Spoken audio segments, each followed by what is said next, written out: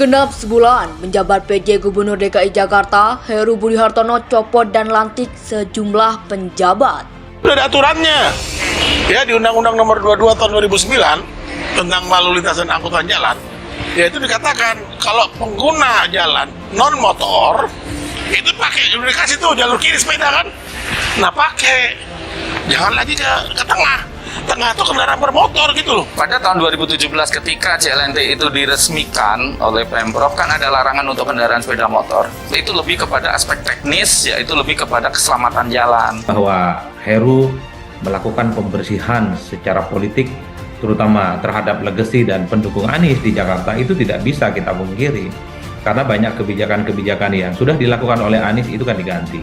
Misalnya soal jalur sepeda yang itu adalah sebagai upaya untuk mengurangi kemacetan, termasuk juga misalnya untuk mengurangi bahaya bagi pejalan kaki, ramah terhadap lingkungan dan seterusnya. Itu bagi Heru dianggap tidak terlampau penting. Nah, setiap kali gubernur yang baru yang statusnya pejabat itu lakukan kebijakan, itu pasti dalam upaya untuk mendelegitimasi Anies tuh. Ya. Jadi itu pertanda bahwa Anies semakin kuat sehingga harus didelegitimasi itu, deanisisasi sebetulnya. Yang tadi istilahnya bagus itu. Jadi gubernur sekarang tuh antitesis dari Anies tuh. Tesis bukan dalam kebijakan tapi dia anti Anies sebetulnya, bukan antitesis sebetulnya kan. Kan kalau Pak Jokowi bilang, ya saya Presiden Jokowi, saya ingin proyek-proyek saya itu dilanjutkan oleh pemimpin yang berikut.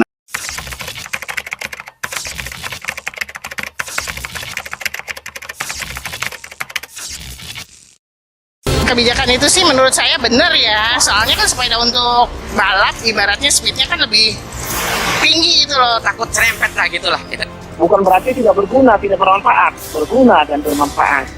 Tetapi kita butuh waktu untuk mengevaluasi dulu pembangunan jalur sepeda yang menurut Dinas Perhubungan sudah mencapai target. Jalur sepeda yang sudah terbangun saat ini perlu kita lihat nih optimalisasinya seperti apa. Tapi kalau tadi Bang Manuara bilang, oh ini targetnya sudah cukup, kita nggak aneh ya, karena sejak awal jalur sepeda muncul idenya tuh PDIP selalu nolak, jadi kita nggak aneh.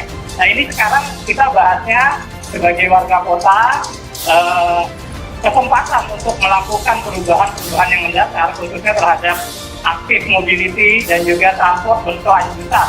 Belum genap sebulan menjabat, penjabat atau PJ Gubernur DKI Jakarta Heru Budi Hartono telah memecat dan melantik sejumlah penjabat di lingkungan Pemprov DKI Jakarta. Selasa 25 Oktober 2022 lalu, Heru mencopot dan melantik penjabat PT Rapid Transit Jakarta atau MRT. Kemudian Kamis 10 November 2022, Heru melantik 11 penjabat tinggi pertama.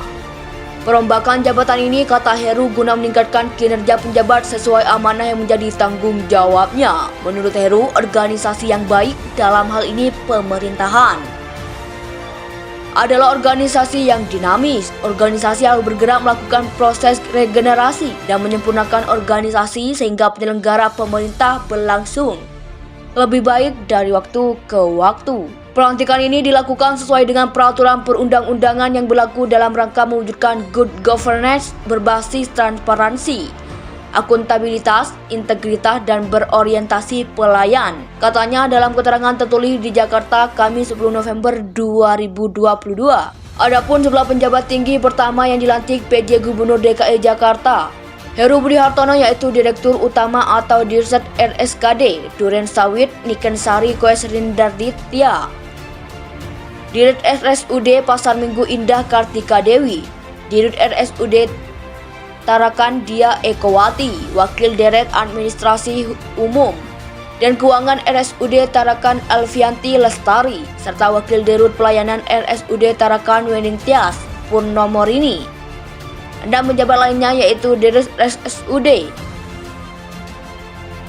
Budi Ais Firiana Asmli, Dirut RSUD Pasar Rebo Insiden Niatri, Dirut RSUD Koja-Ida Bagus Nyoman Banjar, Dirut RSUD Cengkareng Bambang Suhari, dan Kepala BPKD Provinsi DKI Jakarta Michelle Rolandi Sainanta Brata.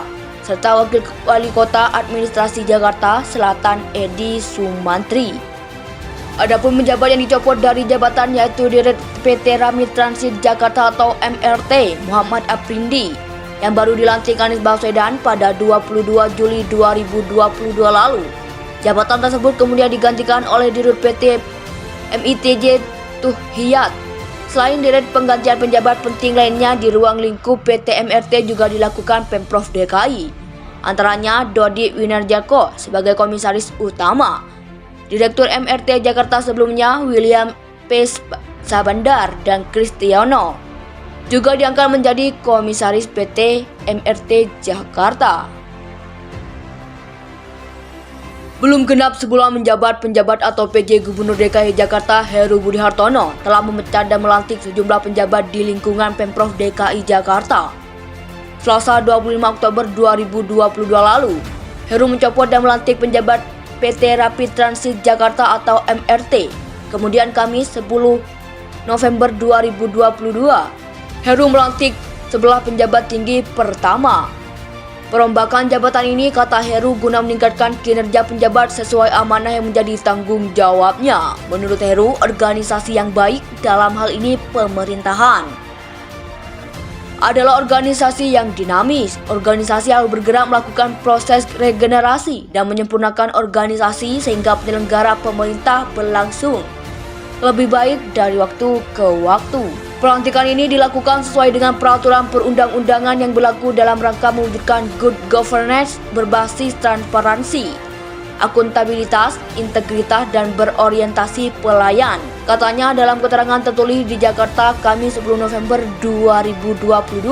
Adapun sebelah penjabat tinggi pertama yang dilantik PJ Gubernur DKI Jakarta Heru Budi Hartono yaitu Direktur Utama atau Dirset RSKD Duren Sawit Niken Sari Koesrindarditya, Dirut RSUD Pasar Minggu Indah Kartika Dewi, Dirut RSUD Tarakan Dia Ekowati, Wakil Dirut Administrasi Umum dan Keuangan RSUD Tarakan Alfianti Lestari, serta Wakil Dirut Pelayanan RSUD Tarakan Weningtyas Purnomorini. Dan penjabat lainnya yaitu Dirut RSUD Budi Ais Firyana Asmli, Dirut RSUD Pasar Rebo Insiden Nyatri, Dirut RSUD Kojaida Bagus Nyoman Banjar, Dirut RSUD Cengkareng Bambang Suhari, dan Kepala BPKD Provinsi DKI Jakarta Michelle Rolandi Sainanta Brata, serta Wakil Wali Kota Administrasi Jakarta Selatan Edi Sumantri.